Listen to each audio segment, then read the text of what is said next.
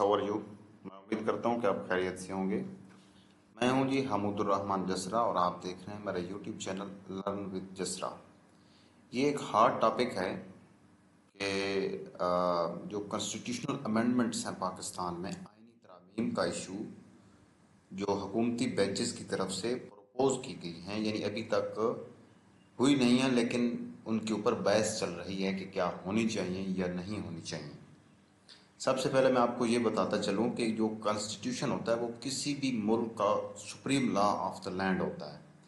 मतलब बात का ये है कि तमाम जो कवानीन हैं वो उस कॉन्स्टिट्यूशन के ताबे होते हैं। कोई भी कानून, कोई भी एक्ट, कोई भी लॉ उस मुल्क के कॉन्स्टिट्यूशन के अगेंस्ट नहीं बन सकता। इसलिए कॉन्स्टिट्यूशन को किसी भी मुल्क के तमाम कवानीन की छत कहा जाता है, roof of all the laws कहा जाता है। इसलिए कॉन्स्टिट्यूशनल अमेंडमेंट्स जो हैं, जब वो उनमें तरामीम होगी कॉन्स्टिट्यूशन में, तो इसका इफेक्ट पूरी कौम के ऊपर पड़ेगा। तो इसका इफेक्ट कैसे पड़ेगा और ये क्या है, इसको हम मुख्तसर आज डिस्कस करेंगे। तो nowadays in Pakistan the constitutional amendments is a hot issue everywhere. The proposed amendments of 2024 will be 26th amendment of if passed by the parliament. अगर इसको पार्लियामेंट पास कर देती है तो ये 26वीं आईनी तरमीम होगी। मतलब यह है कि इससे पहले जो 25 आईनी तरमीम हैं वो हो चुकी हैं हमारे आइन में, और ये 26वीं होगी। Till now 25 amendments in the constitution have been passed since 1973। तो 1973 से 25 अमेंडमेंट्स यानी 25 तरामीम हमारे कॉन्स्टिट्यूशन में इस वक्त तक हो चुकी हैं। तो जो अनरिटन कॉन्स्टिट्यूशन है वो किस कंट्री का है? वो यूके का है, ब्रिटेन का।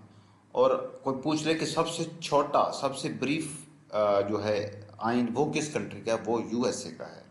ठीक है जी, रिटन कॉन्स्टिट्यूशन है यूएसए का और सबसे ब्रीफ है, सबसे छोटा है। तो ये मैंने आपको वैसे एडिशनल बताया। Procedure of constitutional amendment. A bill is presented in National Assembly of Pakistan. After discussion, it is passed. It must be passed by two-third majority of total members of MNAs. Then, after passing from either house, it is sent to the other. It is necessary that Senate pass this bill with two-third majority.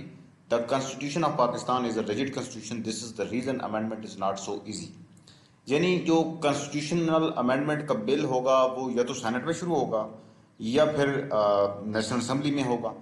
तो जिस house में भी पहले हो, इसमें पहले शुरू करने में कोई इशू नहीं है। कोई हाउस भी कर सकता है, वो सेनेट कर सकता है, वो नेशनल असेंबली कर सकती है, कोई हाउस कर सकता है। उसके ऊपर डिस्कशन होगी। अगर वो हाउस टू थर्ड मेजॉरिटी से पास करेगा तो तब वो अगले हाउस में जाएगा। अगर टू थर्ड मेजॉरिटी से वो पास नहीं होगा तो वो अगले हाउस में नहीं जाएगा। यही वजह है कि इस वक्त तक सिंपल मेजॉरिटी तो है हुकूमत के पास, लेकिन टू थर्ड मेजॉरिटी नहीं है, इसलिए अभी तक तरामीम जो है वो रुकी हुई हैं। अच्छा, उसके बाद आ जाता है कि there are almost 60 amendments which are proposed by sitting government. There is the concept of constitutional courts which would hear only the cases regarding constitutional interpretation. The age of supreme court जज is proposed to be increased from 65 to 68 years. Most of the amendments are regarding judicial reforms. If we say that these are judicial reforms amendments, it would not be wrong. तो most of the जो amendments हैं वो judiciary के related हैं कि chief justice की as 65 साल से 68 ईयर कर दी जाए। और ऑलमोस्ट ये प्रपोज की गई हैं जो अमेंडमेंट्स, ये 60 के करीब हैं जितनी जो अमेंडमेंट्स प्रपोज की गई हैं। इनमें दो मेन बड़े कंसेप्ट हैं, वो ये है कि कॉन्स्टिट्यूशनल कोर्ट्स बनाई जाएं। और कॉन्स्टिट्यूशनल कोर्ट्स क्या होंगी, वो क्या करेंगी? वो कॉन्स्टिट्यूशन के रिलेटेड जितने भी मामलात होंगी उनको सुनेंगी कोर्ट्स, कॉन्स्टिट्यूशनल कोर्ट्स। ठीक है, यानी कि मसलन जो 90 डेज वाला इलेक्शन की बात थी, इस किस्म की जितने भी इश्यूज होंगे, तो सुप्रीम कोर्ट के पास इतना वक्त नहीं है, तो केसेस बहुत सारे ऑलरेडी पेंडिंग हैं, इसलिए कॉन्स्टिट्यूशनल कोर्ट्स पैरेलल कोर्ट्स के तौर पर काम करेंगी और वो कॉन्स्टिट्यूशन के रिलेटेड सारे मैटर्स वो सुनेंगी। उसके बाद supreme court of Pakistan has been politicised since Panama leaks. Panama leaks से पॉलिटिकल पार्टीज जो हैं या पॉलिटिकल लीडर्स जो हैं सुप्रीम कोर्ट को पोलिटिसाइज्ड किया है।